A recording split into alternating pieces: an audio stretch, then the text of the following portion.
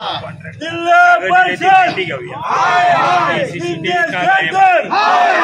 भाजप सरकार पालकमंत्री मंत्री शिक्षण मंत्री माननीय छत्रपती शिवाजी महाराजांच्या पुतळ्याच्या नावावर पैसे खाणाऱ्या चोरांचा जय शिवाजी जय भवानी जय शिवाजी।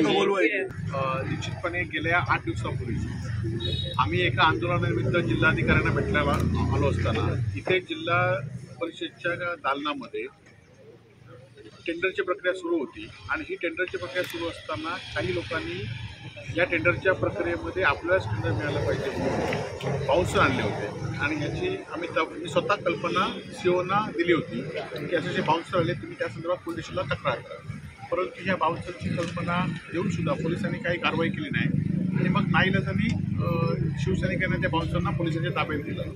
परंतु त्याच दिवशीच आम्ही त्याचवेळी सावंत, मी, संदेश मार्कर, संजय पट यांनी पत्र दिलं होतं की त्याच दिवशी CCTVची फुटेज ते आलेत, कधी गेलेत, तरी कोण होतं, या सगळ्याची माहिती आम्ही मागितली होती. परंतु त्याची माहिती आजही दिली नाही.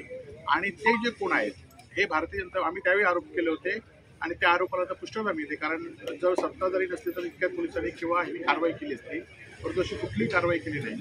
आणि त्यामुळे या लोकांचा पर्दाफाश लोकांपुढे झाला पाहिजे.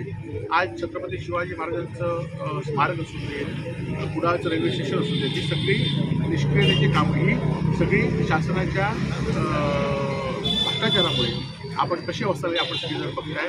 आणि या जिल्ह्यातील मी जबाबदारी सांगतोय, गेल्या 2 वर्षामध्ये सत्ताधारी आणि यांनी सगळी कामं ही मॅनेज केलेली आहेत.